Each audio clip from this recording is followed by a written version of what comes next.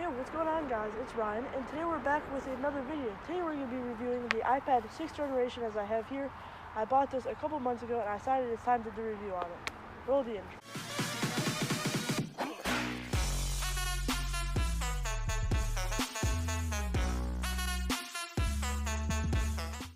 In this iPad there's a Fusion 10 processor, while in the iPad Pro there's a Fusion 10X processor.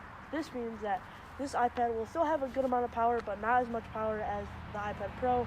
The iPad Pro will have way more power to do things like video editing or photo editing, even though this iPad is still good for all of this because I edit some of my videos and edit a lot of photos on my iPad.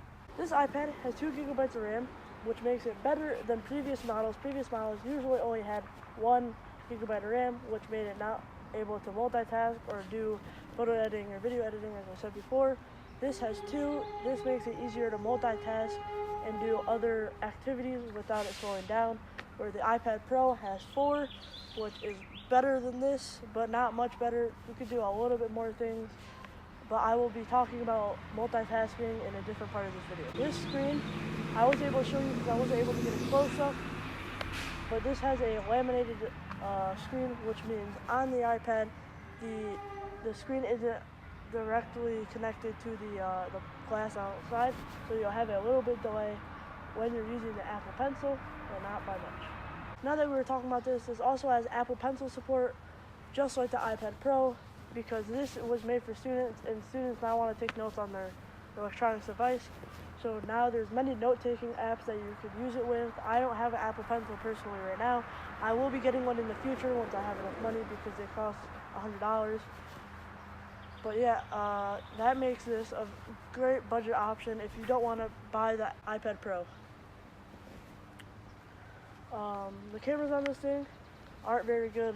It has a 8 megapixel back camera actually I wasn't able to find the megapixel count of the front camera. The back camera is really only good for scanning and documenting your notes and stuff.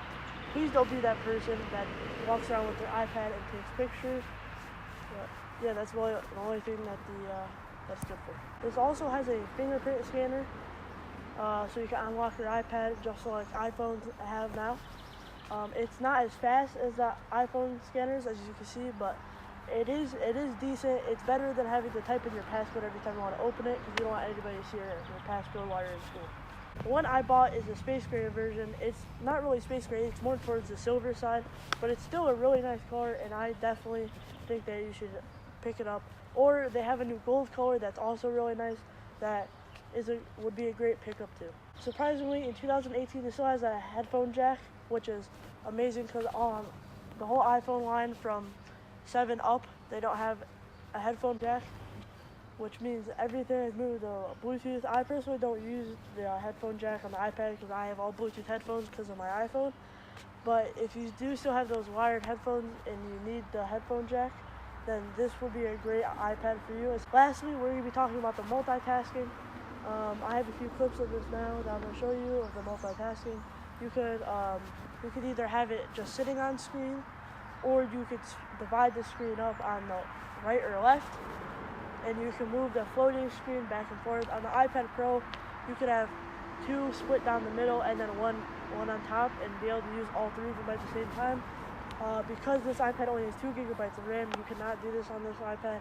But if you want to be able to do that and want to get an iPad that could more replace your computer, I would recommend the iPad Pro, because that has way more capabilities than this. But if you're looking for something to not replace your computer and just have like a tablet to use for media consumption, this would be a great option. This is only $329, which is less than the iPad Mini 4 and all the other iPads. So I recommend this. This was Ryan, and I'm out.